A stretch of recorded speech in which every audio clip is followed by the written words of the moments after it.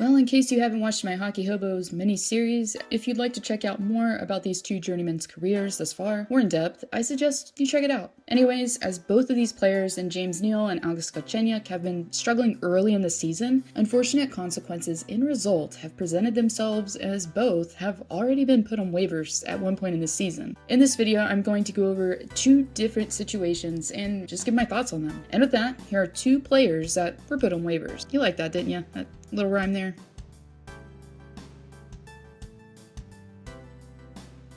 So the most recent guy to clear waivers on this list is Galchenyuk. And I really found his story just to be interesting, to be honest, because, this guy technically has been on now 6 teams, not counting Carolina. So he's only 26, and to top it all off, he was selected 3rd overall by Montreal in 2012. So it's not like he came into the league playing like a potato. He really did possibly, in past tense, have potential to be one of the top scorers in the league. The guy had 30 goals with the Canadiens, so there was potential there looking back. But it's just been so mind-boggling to watch a guy that was literally traded for Phil Kessel, as in a 6-time 30-goal scorer Phil Kessel. And now he's just put on waivers and grasping at straws to remain competitive. Yeah. It's blowing my mind. Now, we know that it's not injuries, he's not that old, so it's probably not age-related decline. So why has his first-round pick been now on 4 teams in less than 2 years' time? I'd say part of it, in my opinion, probably, as I said in the video that I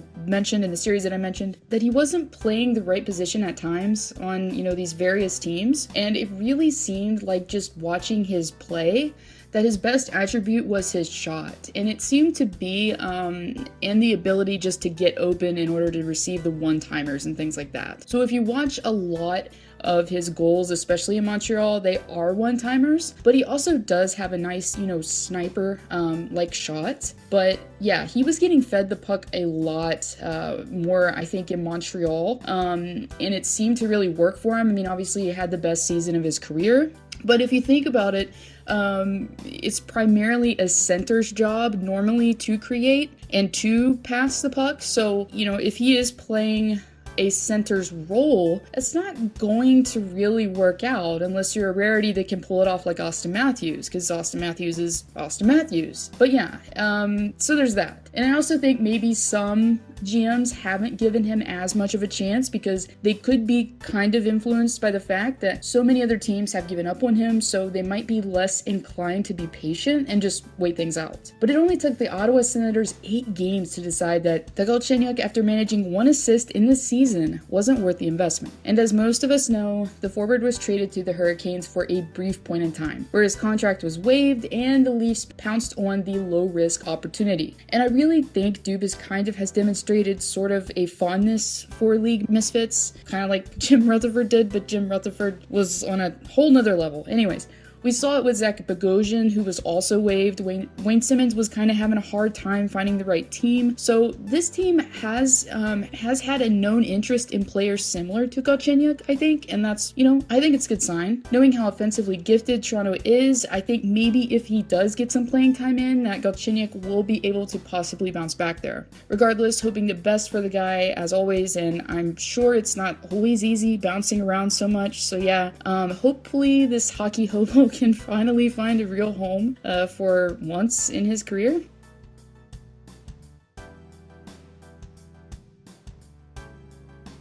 In my opinion, I really think these two players are very similar. Galchenyuk wasn't as much of a net front presence, or hasn't been, but both to me are close to being one-dimensional players, meaning, they score, and when they're hot and they're on their game, they do it very, very well. But when they're not, well, you can't expect these players to create plays or backcheck. Reminds me of a shell loadout. Anyways, Neal was a very good and impactful player early on last season. I remember at one point he was literally tied for the league lead in goals with 9 alongside David Pastrnak. So yeah, when you're on the level with David Pastrnak for goals, that kind of says something. But you had McDavid and Draisaitl on that power play, and it was so easy for Neal to capitalize and just put up points. As you can see here, last season alone, 12 of Neal's 19 goals on the season were on the man advantage. And before this, being a Penguins fan, I remember personally how dominant firsthand that Neal could be when he was on his game. And granted, he's much older now, but I still think that he could be effective in this league. It's just so hard with his contract and being a one-dimensional player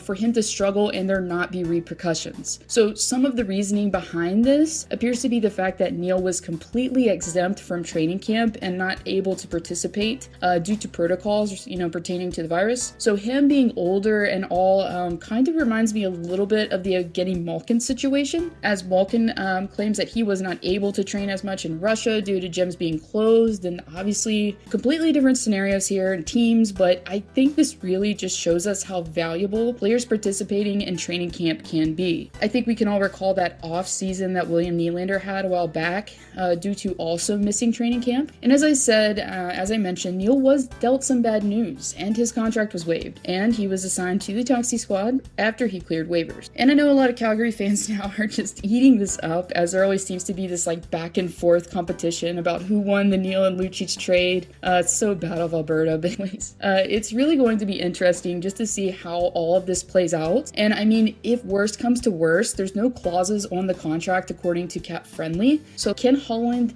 could choose to buy it out, but it still would be costly, I'm sure, considering his age and things like that. But regardless, hoping all the best for Neal moving forward. And as I said, if you're interested in learning about, these two hockey hobos and their journeys, be sure to check out the series links below. And Evan Berger's channel also will be down there, link to his channel. The guy that makes, all these great tunes that you hear. Check his channel out as well.